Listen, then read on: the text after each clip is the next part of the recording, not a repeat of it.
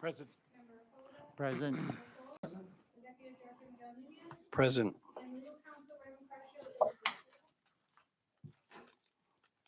No, item number one, the board may discuss and vote to approve the minutes of the meeting of June 2, 2026. Has everybody had an opportunity to look at them? And if so, is there a motion?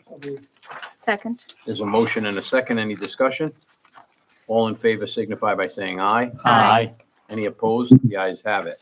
Item number two, the board may discuss and vote to enter into a contract with Enhanced Voting LLC located in Jacksonville, Florida, for the purpose of providing election night reporting services for the board with related software license, hosting, and maintenance services. And I will turn the matter over to the executive director. Honorable members of the board, good afternoon. Today, I present to you a proposed agreement with Enhanced Voting LLC for providing election night reporting services, or otherwise known as ENR, and related services to the Board of Elections. ENR is what enables the board to process and display election results on our website within minutes of the polls closing at 8 p.m. At a board meeting in September of last year, as part of my presentation to the board regarding the upcoming fiscal year 2027 budget proposal, I spoke about the need to seek out ENR services from a new vendor because the existing vendor at the time, Tyler Technologies, had previously provided the Board of Elections with the service at no direct cost to the Board of Elections. But they did provide it as part of the company's overall contract with the state to provide web services and digital processing payments, such as the DMV and other state agencies. Now, our existing ENR website has been utilized since the 2010 election cycle, and for all intents and purposes has remained largely unchanged since then, other than some minor upgrades. Given the fact that significant improvement has been made in the ENR space over the past 15 years, and the fact that we would soon start to incur a cost for the ENR services with our existing vendor, it made sense to issue a new request for proposal, or RFP, in order for a variety of vendors within the ENR space could submit proposals representing the state of the art of the ENR systems that are available on the market today in 2026. Now, the General Assembly did fund our $100,000 fiscal year 2027 request for ENR, and they funded that in full in our upcoming budget beginning July 1st. The staff initially began working with ETSS, which is the state IT department, on crafting an RFP in September of 2026, as you can see in the timeline on the screen above.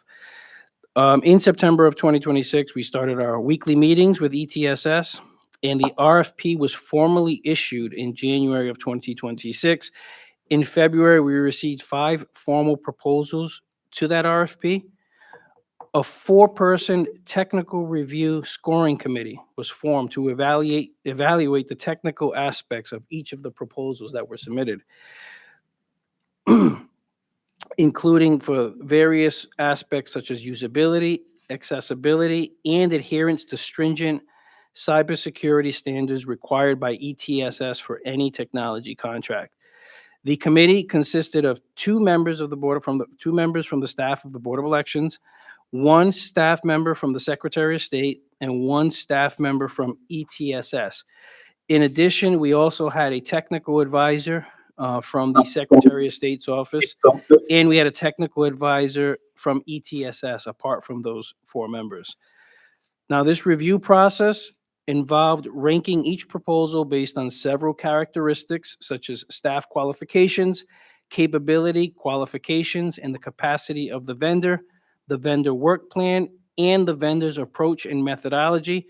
The technical review committee met on 6 different occasions to rate each proposal. Several vendors successfully garnered the minimum score required to emerge from the technical review committee's analysis stage, and they moved on to the product demonstration phase. In April, these vendors were provided with the opportunity to demonstrate their product to the technical review committee, and the demos were also subsequently ranked by the committee. The vendor maintaining the minimum score through the demonstration moved on to the final course stage for ranking and selection. At the conclusion of this process, Enhanced Voting LLC emerged as the winning proposal and was awarded the contract by the Division of Purchasing. At that point, staff from the Board of Elections, ETSS, legal counsel Ray Mercatio, and an attorney from the Division of Purchasing began the process of working with the vendor to formalize the specific language and terms contained within the agreement. The final product of that process is before you today. Now, Enhanced Voting is based in Florida and provides ENR service to 6 states, including the states of Arizona, Georgia, Idaho, Virginia, Utah, and Washington State, as well as multiple counties and municipalities in New York, Ohio, Tennessee, and Indiana, among others. Now, this new ENR platform will bring several significant improvements to the board's delivery of election results on our website that our current ENR site does not offer, including interactive maps, which can be used to show which precincts or cities or towns throughout the state have fully reported their results or which are outstanding. Maps, such as those displayed on the screen, that can display voter turnout across the state. The proposed ENR site, including all maps, meet the most recent accessibility guidelines issued by the Department of Justice. Ability to display a precinct as partially reported if only one of multiple machines within that precinct has successfully transmitted its result to us. Currently, if we have more than one machine in a precinct, many precincts have 2 machines, sometimes they have 3. Currently, when one of those machines reports in, it's displayed as 100% reported due to a technical limitation of the current system. And this new system will display it as partially reported if only one of 2 or 2 of 3 machines have reported in. And we had to add a disclaimer onto our current site in order to make the public aware of that limitation to the previous site. The ability to display a precinct as fully reported, even if the machine contains 0 votes, which has happened in the past with small pocket precincts with less than 50 voters assigned. Currently, the current site, there's occasionally there will be a precinct that exists near the adult correctional institution or in the city of Providence that will have less than 50 voters assigned.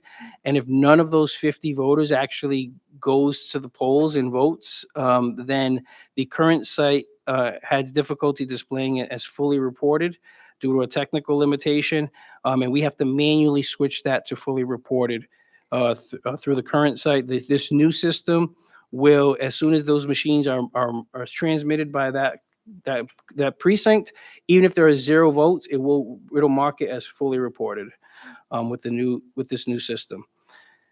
The ability for voters to mark any contest as a favorite, which they want to track more closely. They can easily filter results by favorites or really by any contest that they choose. The ability for the staff to mark results for mail ballots or early voting or polling places as either partially reported or complete or election night complete or official. And then finally, a modern design aesthetic that can be easily customized by the staff here at the Board of Elections to prioritize different information on the page as presented to users depending on the specific election type. The contract is for a 4-year term through June 14th of 2030, totaling $185,000, $480,000, and the board has the discretion to exercise 2 additional 24-month periods at additional costs of $95,880 per 24-month periods. The total potential of the value of the contract through 2034 would be $377,240,000. This concludes my presentation of the proposed contract with Enhanced Voting. LLC for providing election night reporting services, including related software licensing, hosting, and maintenance services. I respectfully request that the board approve this contract, and I'm happy to answer any questions from the board members. Before we go to the board, Ray, can you hear me? Yes, I had on mute. Yes, I can hear you. Ray, you've reviewed this contract for legal purposes and for our purposes, it's proper for execution? I did. I met with Miguel at least 3 times on this. I met with Miguel and Tom DeQuattro and somebody else from the technical side. And then we also met once with the legal counsel assigned to this from DOA. But yes, I have reviewed this. Thank you, Ray, from on high. Any questions from board members? Miguel, a question here. On election night, would there be a representative of this concern available to the board to help out in case there's a problem? So the contract requires that they provide immediate assistance. I also want to, that brings up a good point. Commissioner Jack Boney did assist me with reviewing the contract as well, given his background in cybersecurity. He did point that out. And I did bring that up with the team, the technical team there at ETSS, and the contract requires that the vendor provide immediate assistance on election night. There is a wider time frame for outside of election day and immediate time frame with outside of election day, but on election night, they would be required to provide immediate assistance. We did, as the board may remember, we did run a pilot program with this particular vendor last year, and we encountered no issues with support either on election night, before or after the election period. And so we were pleased with the performance of support during that time. So immediate assistance, does that mean that they're virtual assistance or would they actually be a person on site? So we would have the cell phone and the direct line into several people in the support team. They also have a chat feature if it's not something immediate. They do have a chat feature that we can engage with their support, their higher-end support directly. But for the most part, when we need to engage with them, it would be a direct line into a support specialist who's assigned to us. So the equipment, obviously they have to have access to the service, I guess, on the BOE. Do they have any of our data on their equipment? So yes, this is hosted by the vendor. The data is hosted by the vendor in their cloud services, similar to how our current system is stored by the vendor. Tyler Technologies in their cloud network. Most of these vendors use Amazon Web Services, which is a major provider for all types of industries for cloud-based services. And as Commissioner Jack Boney again brought up when he reviewed it, he wanted to ensure that the data is not stored off of U.S. soil. And I did ask that question to the team, and that is a requirement. They responded of the state that no data can be stored in servers offshore. They all have to be U.S. based. That being said, we do rely on ETSS to interface with the vendor, either the current vendor now who we use and this new vendor. They assist us on election night with uploading the results into the system, and I did let them know that I expected that to continue, even though it is a new system. We've been doing that for the past, as Commissioner Raposa remembers, because this started under his direction when he was previously the deputy. It's been 15 years, and we've always engaged ETSS to help us. So on election night, we get all the data from ESNS servers. I mean their equipment. It comes in by cell phone data, the VPN. What happens to that data? Does it go to the cloud to be processed by this company, or does BOE process the data and then send the data after it's been processed by BOE staff up to the cloud for analysis and display by the company? So within our main control center here, we receive the results from the polling locations via the via the zero tunnel network, which is a network that the board authorized to be used. We first started using it back in 2020, which is essentially a large, robust VPN that only transmits over the cell provider's equipment, not over the broad internet. And our devices are approved, or we call whitelisted, to log on through that network. Any other device cannot log into that network that is not recognized, that is not approved. The hardware is not approved and authorized to be on that network. So that aspect of the security is very robust. What happens is when that comes into the ESNS network, we actually have a team of ETSS staff in the same control room who operate a completely different computer that is not in any way connected to the election management system where the results are stored. And the vendor, Election Systems and Software, they will get a drive from ETSS, which is a secure drive.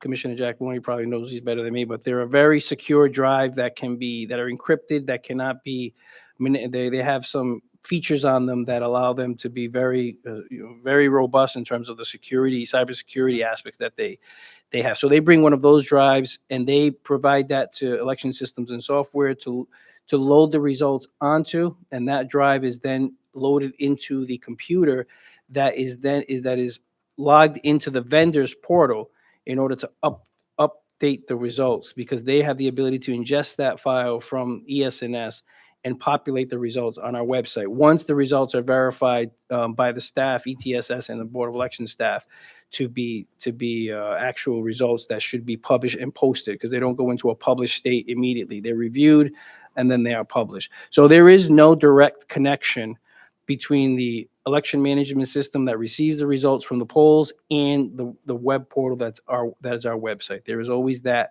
buffer there that is not a direct connection. And that buffers the human connection, the staff member doing that. Correct. Right. Well, it shows that you gave a lot of thought to this, which is very important. I think people of our state has to realize that you want to make sure the system is secure and that the results are accurate. So thank you very much for the hard work that you've done on this particular contract. Absolutely. Thank you. Since 2016, a lot of election officials, myself included, have had to learn a lot about cybersecurity, whether they liked it or not. And that's one of the aspects of the job that has grown, I think, significantly, is the understanding of the protections that are very important through cybersecurity. Commissioner Jackson. Thank you. Miguel, one of the things you mentioned is the immediate assistance on election day. Is that actually written into the contract, or is that something they agreed to?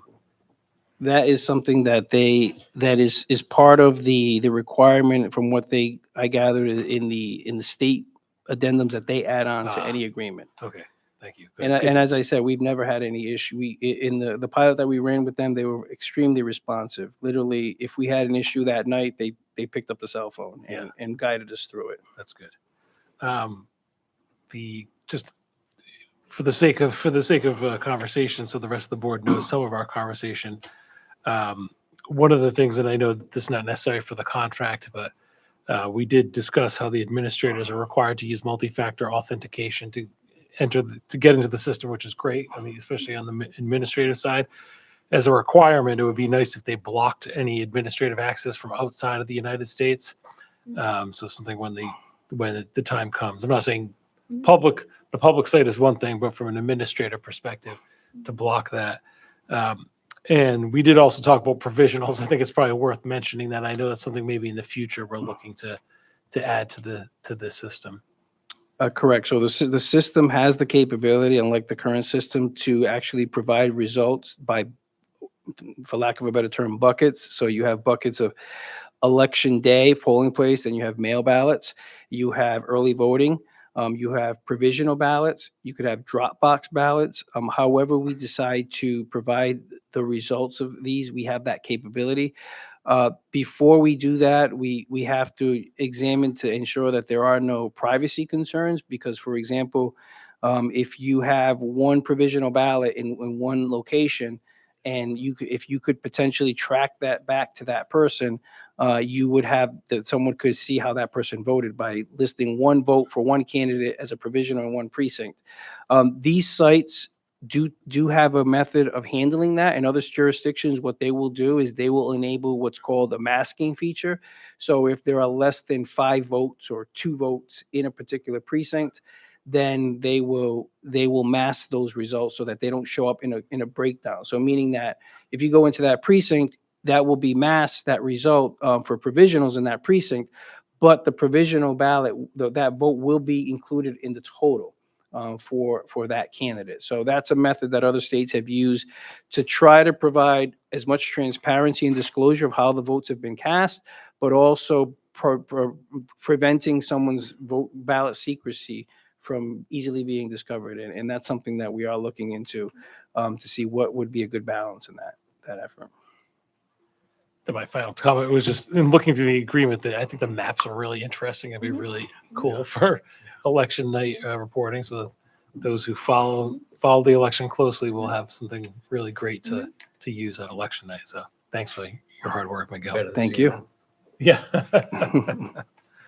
Well, you won't have John King here. Any other questions? I just have one, Miguel, with regard to what Commissioner Scholes was referencing. So when we receive those results, we tabulate those results, for lack of a better term, before they go out, or we at least receive them. We receive them, we tabulate them, and then those it's a bit technical, but those results are placed into a file, which is dropped onto a particular, for lack of a better term, server that is a go-between between us and the website. So what happens is the vendor will load that file from that isolated, almost like it's called the demilitarized zone, or for lack of a better word, but and that will sit on there and be pulled onto that secure drive. So if anything were on that drive, for example, it cannot get access back into the system. And if anything is on the system, it cannot infect the drive, for example. Understood. My question is, are we retaining that file separate and apart from what we upload? Yes, that is a copy of the results. And it's unofficial. Yeah. Another thing I wanted to mention is everything that we post on our website is considered unofficial and is labeled as unofficial until the board certifies the results. My concern or my question was with respect to if the company made a mistake, intentional or unintentional, posted the wrong result, we would be able to see that from our file, understanding those results are not what we gave you. Correct. Yes. That was And my only question. one thing I didn't mention, and that brings up a good point, is the system, and many of these new systems have this capability where it won't let you load results twice. So if we load the same USB drive erroneously by twice, the governor's votes will not double. The governor's contest will not double in votes. It recognizes that these results have already been loaded and it is a duplicate. So it prevents the user from loading results twice by mistake. So there is that prevention in there for that too. I'm more concerned with if the vendor's cloud, so to speak, got hacked in some way, we would still have the actual results that we received before we placed them on. Absolutely. Okay. That is a copy that we provide to the vendor And we maintain that post-election as well. permanently. Yes. I mean, I don't have any other questions. I don't know if anyone has. If there are none and the board is satisfied, I don't know whether the motion in order to accept the contract as provided by and explained by the executive director. Yeah, I'll make a motion to enter into the contract with Enhanced Voting LLC located in Jacksonville, Florida for the purpose of election night reporting. Second. I second. There's a motion and severally seconded. Are there any other discussion? There being none, all in favor signify by saying aye. Aye. Any opposed? The ayes have it. Thank you. I believe that concludes our business. It does. Is there a motion to adjourn? Motion. Second. Motion second. All in favor signify by saying aye. Aye. The ayes have it. We are adjourned.